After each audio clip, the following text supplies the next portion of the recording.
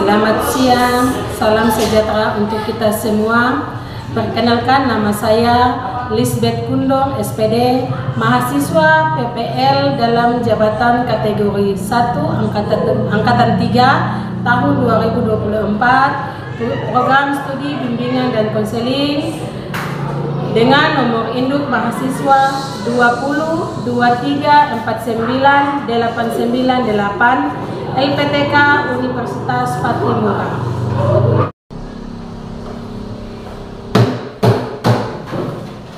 Para guru bersalam. Selamat siang, Ibu Guru. Siang. Shalom, selamat siang untuk kita semua. Siang, Ibu. Apa kabar hari ini? Baik. Yang di sini di depan? Baik. Iya. Sebelum kita masuk dalam materi, Ibu minta salah satu siswa untuk kita pimpin dalam doa.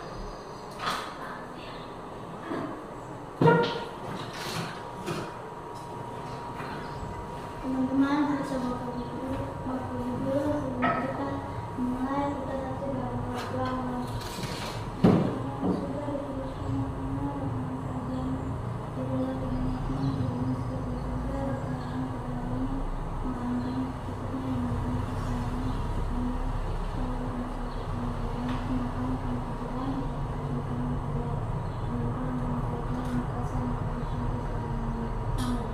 Amin. Terima kasih ya.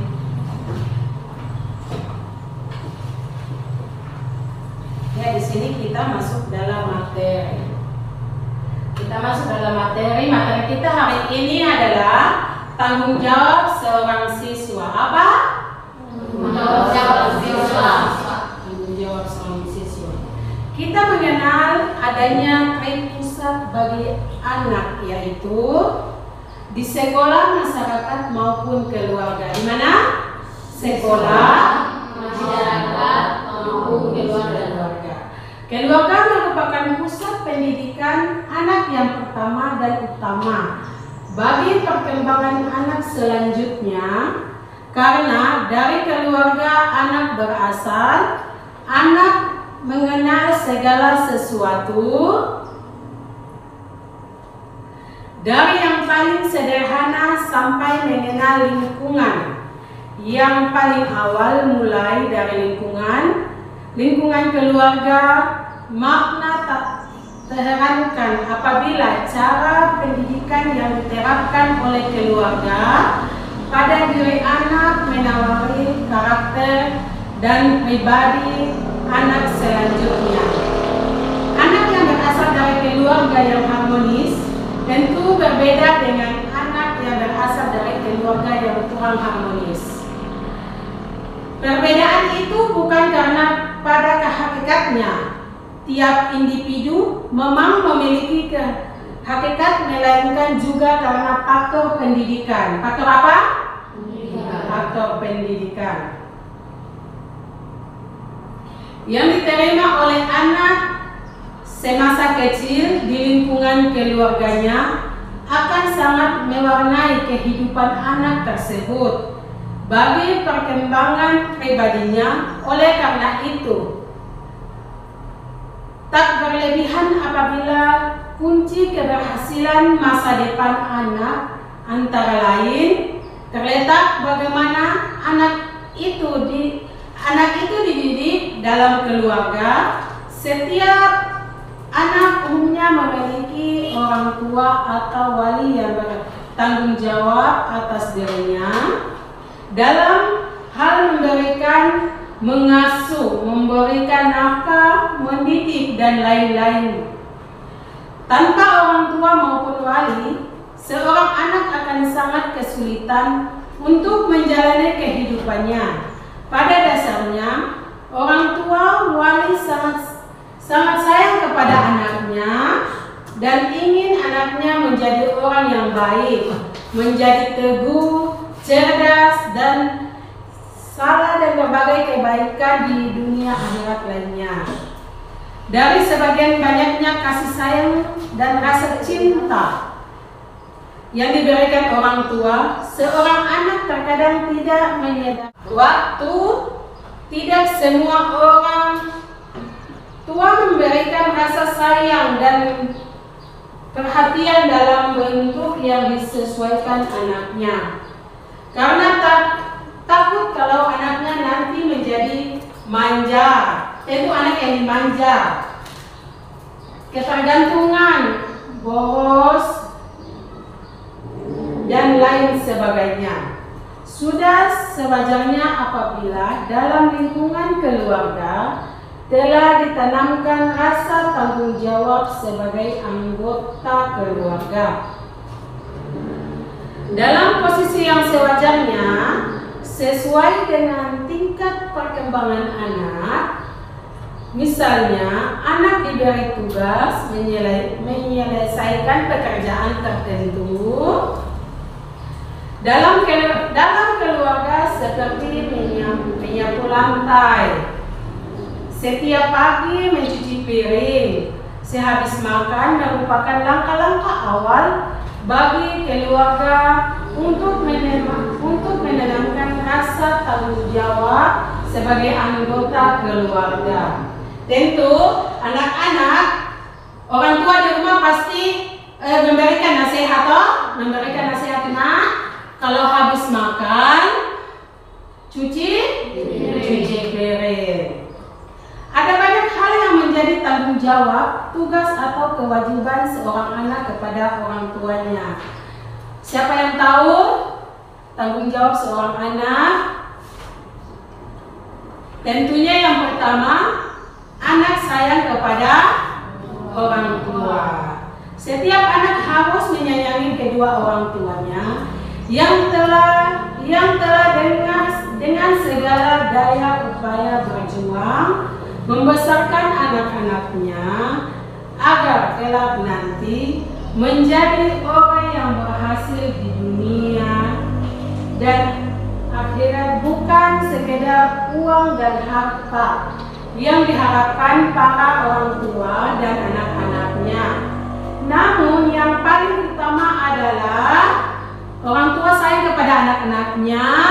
Tentu orang tua berharap bagaimana anaknya ketika lulus SMA atau masuk ke SMA, orang tuanya mau apa? Orang tuanya mau apa untuk ke anaknya? Dukungan apa yang orang tua berikan?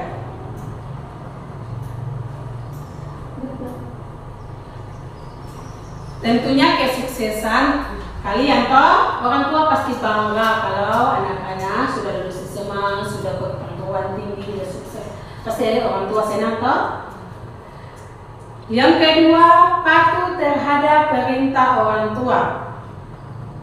Orang tua akan sangat senang sekali jika anak-anaknya mau menuruti segala apa yang diinginkan orang tuanya. Namun yang jelas, anak-anak tidak wajib menuruti kemauan orang tuanya yang melanggar ajaran agama dan melanggar hukum seperti perintah untuk meninggalkan orang tua sementara bicara. Pasti anak-anak itu tidak boleh langsung keluar, pasti orang tua panggil untuk dinasihati. Anak itu tidak boleh langsung, mama saya keluar tidak boleh begitu. Ada yang begitu? Pasti tidak ada. Oke. Yang ketiga, menjadi anak yang baik. Anak yang baik akan menjadi kebanggaan keluarganya. Anak yang baik juga akan disukai orang-orang yang ada di sekitarnya, baik di rumah, di sekolah, di tempat ibadah, keorganisasian, dan lain sebagainya. Anak yang nakal biasanya tidak disukai orang-orang yang ada di sekitarnya, dan bahkan bisa juga teman sebayanya. Pasti mereka tidak mau toh. Terus empat, selalu siap membantu orang tua. Tanpa diminta, anaknya baik selalu siap sedia memberikan bantuan kepada orang tua atau walinya. Bagaimana bentuk pertolongan setiap diberikan baik berupa tenaga, waktu, pikiran, perasaan, dan lain sebagainya. Namun sebaiknya jangan terlalu dipaksakan jika memang memenuhi kesulitan dan membantu orang tua. Yang berikutnya, tidak membuat orang tua marah. Anak yang baik harus bisa memahami perasaan orang tua sehingga bisa menghadapi berbagai hal yang dapat membuat orang tuanya marah. Contohnya, hal-hal yang dapat membuat orang tua marah adalah seperti membolos sekolah. Dia tahu pasti orang tua tidak mau yang begitu, tahu pasti orang tua marah kalau anaknya membolos, melakukan hal yang tidak diinginkan, terus melanggar perintah agama dan lain sebagainya. Yang berikutnya, berupa menjadi orang yang mandiri di masa depan. Setiap orang harus bisa menjadi orang yang paham dan mandiri ketika memasuki usia dewasa. Akan jauh lebih baik lagi jika mampu meraih kemampuan dan kemandirian sebelum mencapai usia dewasa. Dari mandiri dan mapan, seorang bisa membahagiakan keluarga kecilnya, orang tua, keluarga besar, dan bahkan orang banyak di luar keluarga. Terus yang berikutnya, menjaga nama baik keluarga. Rahasia aibnya diketahui banyak orang. Dalam bersikap dan bertingkah laku pun sangat penting untuk selalu agar tidak mencontreng nama baik keluarga. Beberapa contoh perilaku yang menciptakan aib keluarga yaitu seperti melakukan tindakan kriminal, mengkonsumsi minuman keras, narkoba, dan lain sebagainya. Jikalau orang tua pensiun atau karena suatu hal yang tidak untuk mencari nafkah bagi dirinya dan keluarga, maka orang tua sangat mengharapkan kebaikan dari anak-anaknya. Oleh karena itu, seorang anak harus memiliki keinginan untuk mandiri saat dewasa kelak agar bisa menggantikan peran orang tua sebagai tulang punggung keluarga. Terus di sini dia tanggung jawab di lingkungan sekolah. Tentu kalian tahu apa tanggung jawab siswa di sekolah.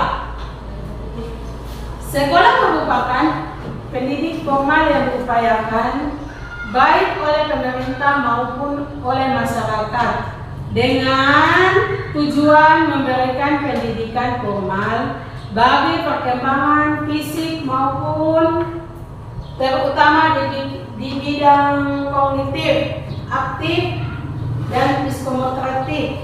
Pendidikan di sekolah lebih cenderung mempersiapkan anak dalam menguasai kemampuan atau kecakapan bidang akademik yang diperlukan untuk persiapan anak kelak terjun di masyarakat sebagai makhluk sosial.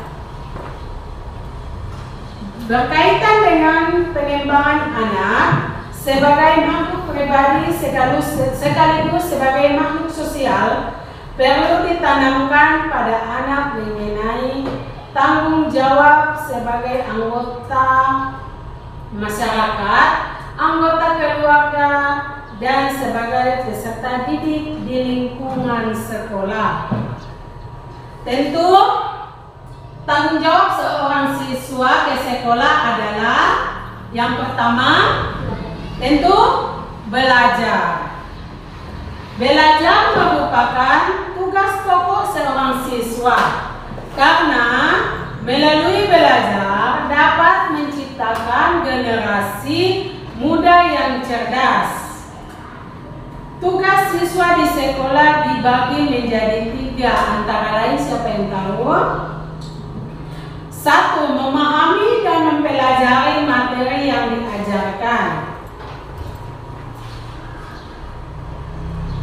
2. Patuh dan hormat pada guru. Tugas seorang siswa di sekolah selanjutnya adalah patuh dan hormat kepada guru dan manfaat dari sebuah ilmu itu tergantung dari ridhonya guru. Oleh karena itu, jika siswa ingin menjadi siswa yang cerdas, seharusnya patuh, taat, dan hormat pada guru. Contohnya seperti apa? Seorang siswa untuk patuh kepada guru bagaimana? Salah satu contohnya, menuruti semua perintah dari guru, menghargai guru, memperhatikan jika diterangkan materi atau memperhatikan jika diterangkan materi oleh guru. Yang selanjutnya, disiplin. Ada sebuah istilah kunci meraih sukses adalah disiplin. Istilah ini memiliki makna yang kuat. Jika seorang memiliki disiplin yang tinggi, maka dia akan sukses. Siapa yang dengar-dengaran kepada gurunya, pasti dia sukses.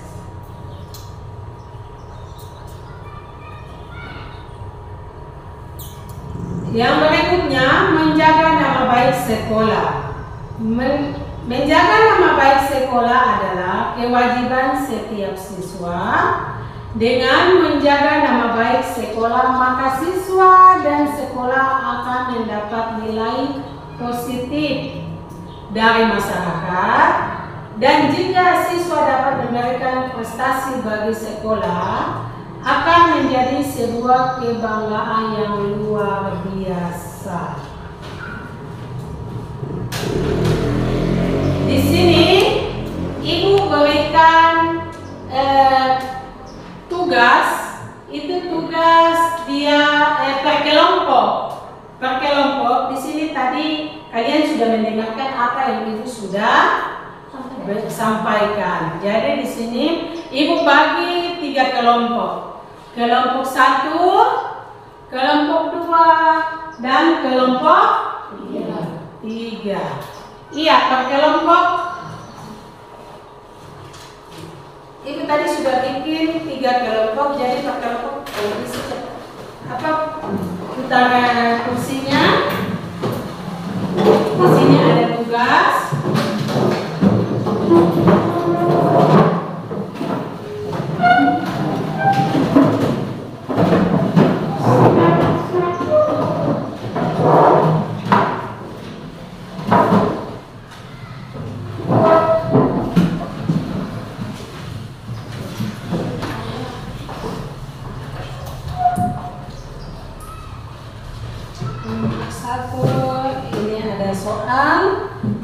Kalian jawab, habis itu dipresentasikan ya.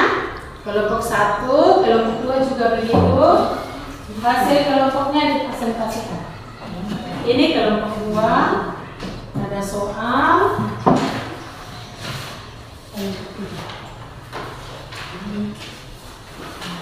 Iya, dikerjakan. Tidak ada yang bicara, tidak ada yang cerita, diskusi bersama. Kerjakan bersama-sama.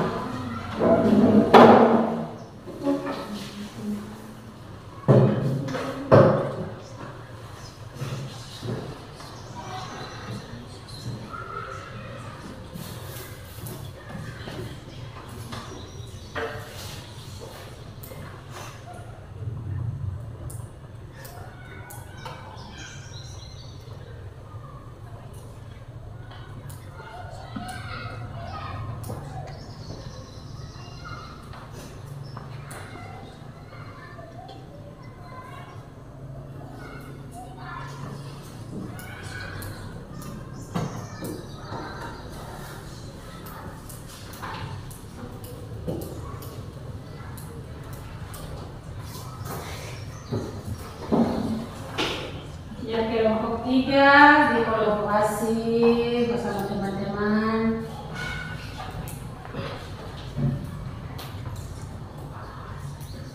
Yang kedua, baca baik soalnya.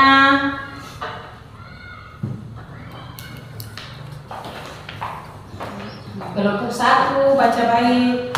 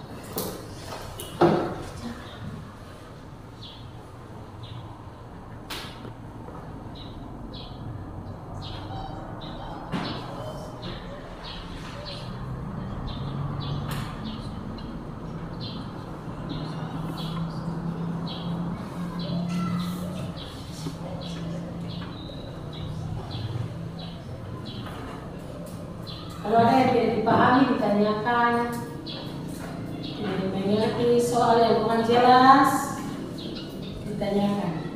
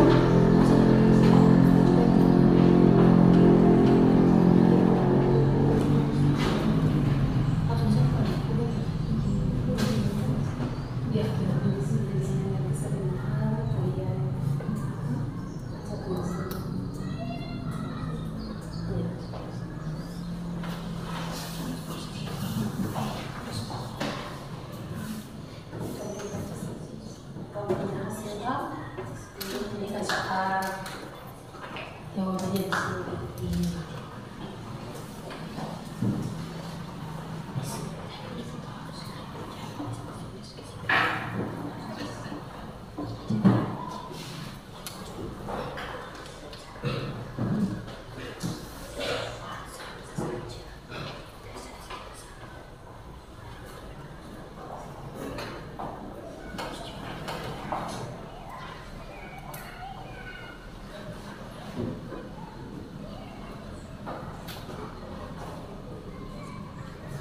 Iya, kelompok 3 sudah?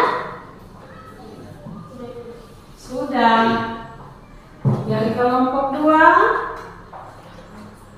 lagi berapa nomor?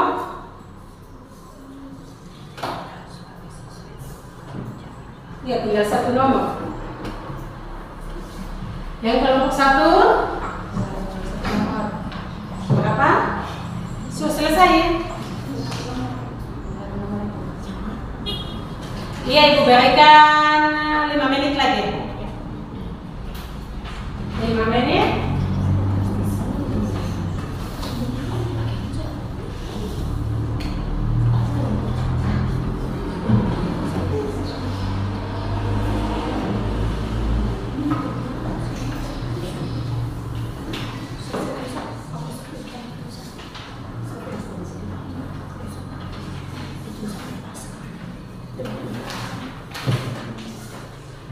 Kelompok 3 tadi sudah selesai toh, nanti sebentar bacakan hasil kerjanya kalian ya. Dibaca. Kelompok 2 juga begitu. Kelompok 3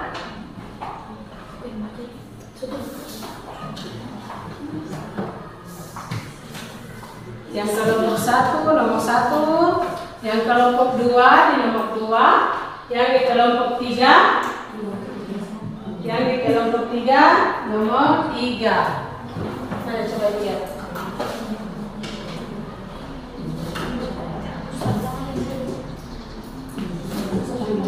Tapi kalian dengarkan apa yang kelompok 1 bacakan sebentar, kalian dengar, kalian pahami, amati. Begitu juga kelompok 2, dengar apa yang kelompok 3. Ya sudah.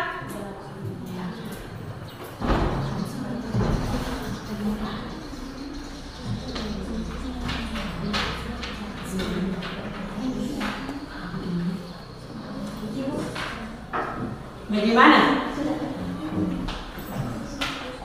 Sudah. Coba kayak satu orang coba baca yang kelompok 1 punya di nomor 1. Berdiri. Itu kasih waktu dulu. Oke. Apa makna tanggung jawab sebagai seorang siswa? Tanggung jawab sebagai seorang siswa mencakup kewajiban untuk belajar dengan sungguh-sungguh, menjaga disiplin, dan menghormati aturan sekolah. Ini juga mencakup partisipasi aktif dalam kegiatan pembelajaran serta menjaga lingkungan sekolah yang disiplin. Kelompok 3 bacakan.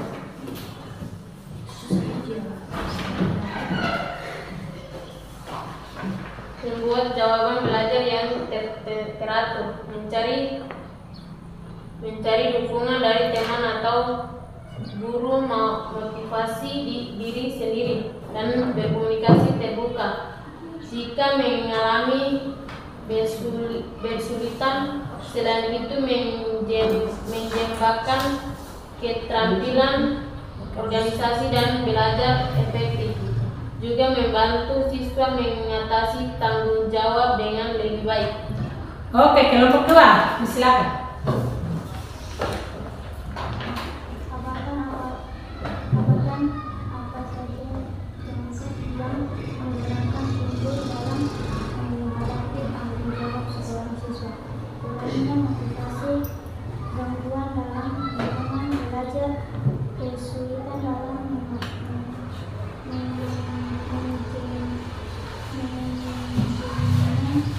waktu atau tanggung jawab.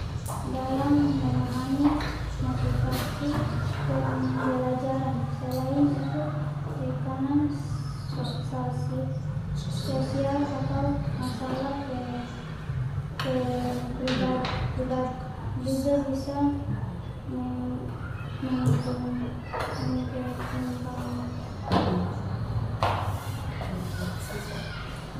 Oke, terima kasih untuk kelompok 2. Kelompok 2, kelompok 1 dan kelompok 3. Sebentar itu hasil kalian dikumpulkan ke ibu supaya nanti ibu ini kan lagi. Oke. Tempat duduknya diperbaiki.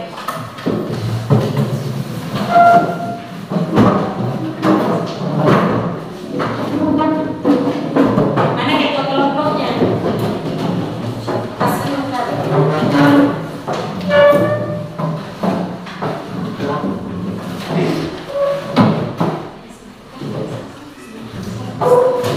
iya, kita tadi sudah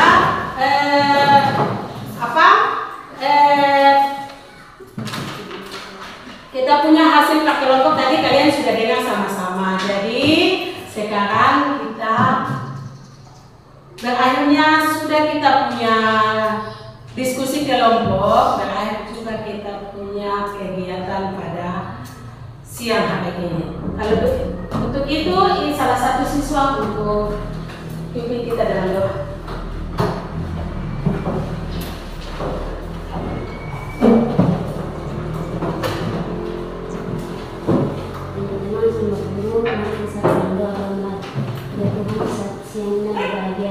Sebelum sesudah kami belajar lagi, setelah kami perjalanan ke rumah. Tuhan Yesus untuk haleluya, amin. Amin.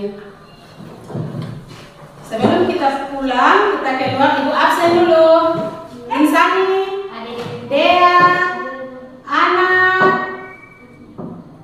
Maya, Sinta, Putri, Naya, Febiola, Vera,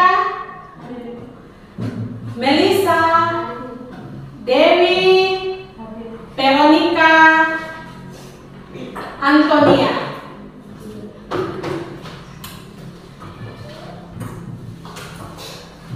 Pertemuan kita pada hari ini telah selesai dan kita lanjutkan pada esok hari.